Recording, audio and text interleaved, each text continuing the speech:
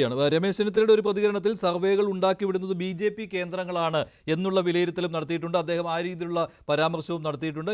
BJP കേന്ദ്രങ്ങൾ ആണ് എന്ന് പറയുമ്പോഴും അവിടെ UDF ആയിരിക്കും അധികാരത്തിൽ വരിക എന്നുള്ള കാര്യം ഈ സർവേയിലുണ്ട്. പക്ഷേ തരൂരിനെ മുഖ്യമന്ത്രി സ്ഥാനാർത്ഥിയായി ഉയർത്തിക്കാട്ടുന്ന ഈ സർവേ ഫലമാണ് കോൺഗ്രസ് നേതൃത്വത്തെ ഇപ്പോൾ വെട്ടിലാക്കുകയും അവർ കരുതലോടെ പ്രതികരിക്കുകയും ചെയ്യുന്നത്. ശ്രീ N. ശ്രീകുമാർ ടെലിഫോൺ ലൈനിൽ. ശ്രീ N. ശ്രീകുമാർ, എങ്ങനെ വിലയിരുത്തുന്നു താങ്കൾ തരൂർ തന്നെ ക്യാപ്റ്റനായി ഉയർത്തിക്കാട്ടിയുള്ള ഈ സർവേ ഫലം പങ്കുവച്ചതിനോട്? ശശി തരൂരിന്റെ കുറെ കാലമായുള്ള നിലപാടുകൾ വെച്ച് നോക്കുമ്പോൾ ഇതിൽ നിന്നൊരു പുതുമയുമില്ല. ഇത് നമ്മളിങ്ങനെ ഒരു കൗതുകകരമായ ചർച്ചയാക്കാമെന്നല്ലാതെ കോൺഗ്രസ് ഇത് ഒട്ടും ഗൗരവമായിട്ട് എടുക്കുന്നില്ല. അത് മാത്രമല്ല, മുഖ്യമന്ത്രി സ്ഥാനത്തേക്ക് യോഗ്യൻ ശശി തരൂരാണെന്ന് സർവേയിൽ കണ്ടെത്തിയാൽ തന്നെയും അത് കേരളത്തിലെ കോൺഗ്രസിന് ഒട്ടും ബാധകമല്ല. കേരളത്തിലെ കോൺഗ്രസിന്റെ മുഖ്യമന്ത്രിയാകാൻ ഇവിടെ കോൺഗ്രസിന് വേണ്ടി വിയർപ്പൊടുക്കുന്ന നേതാക്കൾ തന്നെ ഉണ്ട്. അതുകൊണ്ട് അദ്ദേഹത്തിൻ്റെതായ ഒരു മോഹം അദ്ദേഹം പങ്കുവച്ചതിൽ ഒരു രാഷ്ട്രീയക്കാരൻ എന്ന നിലയ്ക്ക് അതിൽ തെറ്റൊന്നും കാണാൻ കഴിയില്ല. പക്ഷെ അത് കോൺഗ്രസ് രാഷ്ട്രീയവുമായിട്ട് ബന്ധപ്പെടുത്തി പറഞ്ഞാൽ അത് ഇപ്പോഴത്തെ സാഹചര്യത്തിൽ ഒട്ടും ഒരു യോജിക്കുന്ന രീതിയിലാണെന്ന് തോന്നുന്നില്ല. കാരണം കുറെ കാലമായിട്ട് ശശി തരൂര് AICCയുടെ പ്രസിഡന്റായി മത്സരിച്ചുകൊണ്ടാണ് അദ്ദേഹത്തെ വർക്കിംഗ് കമ്മിറ്റിയിലേക്ക് എടുത്തത്. പക്ഷെ വർക്കിംഗ് കമ്മിറ്റിയിലേക്ക് എടുത്ത ശേഷം അദ്ദേഹത്തിന്റെ രാഷ്ട്രീയ നിലപാടുകളൊന്നും കോൺഗ്രസിനോട് യോജിച്ചു പോകുന്നതായിരുന്നില്ല.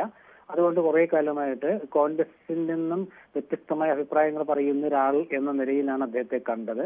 അതുകൊണ്ട് കോൺഗ്രസിനെ വിമർശിക്കുന്നവരുടെ കൂട്ടത്തിൽ ഒരു സ്വരം കൂടി കോൺഗ്രസിൽ നിന്ന് എന്ന് മാത്രമേ ഇപ്പൊ കരുതുന്നുള്ളൂ. ആ സ്വരം എങ്ങനെയാണ് ആ സ്വരം അവസാനിക്കുക എന്നുള്ളത് രാഷ്ട്രീയത്തിൽ നമുക്ക് മുൻകൂട്ടി പ്രവചിക്കാൻ കഴിയാത്തതുകൊണ്ട് പറയാൻ കഴിയില്ല. പക്ഷെ ശശി തരൂരിനെ കുറിച്ച് കേരളത്തിലെ കോൺഗ്രസ് നേതാക്കൾക്കും UDF നേതാക്കൾക്കും 2 വർഷം മുമ്പ് ഉണ്ടായിരുന്ന ധാരണ ഇപ്പോൾ ഇല്ല. അതുകൊണ്ട് അത് എടുക്കുന്നില്ല. അപ്പൊ അദ്ദേഹം നെഹ്റുവിനെ വിമർശിച്ചാലും ഇന്ദിരാഗാന്ധിയെ വിമർശിച്ചാലും നരേന്ദ്രമോദിയെ പുകഴ്ത്തിയാലും അത് ശശി തരൂരല്ലേ എന്ന രീതിയിലേക്ക് മാറി. ശശി തരൂർ കോൺഗ്രസിനെ വിമർശിച്ചാലും പുതുമയില്ലാതായി. ഇപ്പൊ മറ്റ് കക്ഷികൾ വിമർശിക്കുന്നവർ. പക്ഷെ അദ്ദേഹം ആലോചിക്കേണ്ട കാര്യമുണ്ട്, ശശി തരൂർ ആലോചിക്കേണ്ട കാര്യമുണ്ട്. ഞാനൊരു വർക്കിംഗ് കമ്മിറ്റി എന്ന വേദിയിൽ ഇരിക്കുന്ന ഒരാളാണ്. അങ്ങനെയാണെങ്കിൽ എനിക്കിതൊന്നും വിശ്വാസം ഇല്ലെങ്കിൽ ഞാൻ ചുരുങ്ങിയ പക്ഷം നമ്മൾ പറയാറുണ്ടല്ലോ, ചുരുങ്ങിയ പക്ഷം നമ്മൾ എപ്പോഴും പറയാറുണ്ടല്ലോ, ആ സ്ഥാനത്ത് നിന്നും അദ്ദേഹം ഒഴിവാക്കണം. അദ്ദേഹം ആഗ്രഹിക്കുന്ന അദ്ദേഹത്തെ ഒഴിവാക്കുക, അദ്ദേഹത്തെ പുറത്താക്കുക. അങ്ങനെ പുറത്താക്കിയ ഒരാളെന്ന നിലയ്ക്ക് MP സ്ഥാനം നിലനിർത്തുക. അങ്ങനെ രാഷ്ട്രീയത്തിൽ കോൺഗ്രസ്സുകാർ മണ്ടന്മാരൊന്നുമല്ലല്ലോ.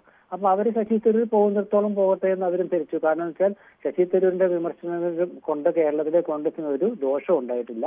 അത് നമ്മുടെ ഈ പാലക്കാട് തെരഞ്ഞെടുപ്പിൽ കണ്ടു, അത് വയനാട് പ്രിയങ്ക ഗാന്ധിയുടെ തെരഞ്ഞെടുപ്പിൽ കണ്ടു, നിലമ്പൂരും കണ്ടു. പ്രിയങ്ക ഗാന്ധിയുടെ തെരഞ്ഞെടുപ്പിലാണല്ലോ ഏറ്റവും പ്രധാനപ്പെട്ടത്. അവിടെ 5 ലക്ഷം 6 ലക്ഷം വോട്ടിലേക്ക് ജയിച്ചു. ശശി തരൂരിലേക്ക് എത്ര വോട്ടിനാണ് കഴിഞ്ഞ 2024 ലോക്സഭാ തെരഞ്ഞെടുപ്പിൽ ഏറ്റവും കുറവ് വോട്ട് നേടിയ കേരളത്തിലെ ഏക കോൺഗ്രസ് MP അദ്ദേഹമാണ്. അപ്പൊ അതുകൊണ്ട് അതിലൊന്നും യാതൊരു അർത്ഥവുമില്ല. സർവേ നടക്കട്ടെ, സർവേക്ക് ഇപ്പോൾ ആധികാരികതയുണ്ടാകാം, ഇല്ലാത്തതുണ്ടാകാം, അതൊന്നും നമ്മൾ വിലയിരുത്താനില്ല. സർവേ നടത്തുന്നവരെ നമ്മൾ വിമർശിക്കാനുമില്ല. അവരവരുടേതായ ചില നിഗമനങ്ങൾ വെച്ചുകൊണ്ടായിരിക്കും സർവേ നടത്തിയത്. അത് നടത്തുന്നതുകൊണ്ട് വിരോധമൊന്നുമില്ല.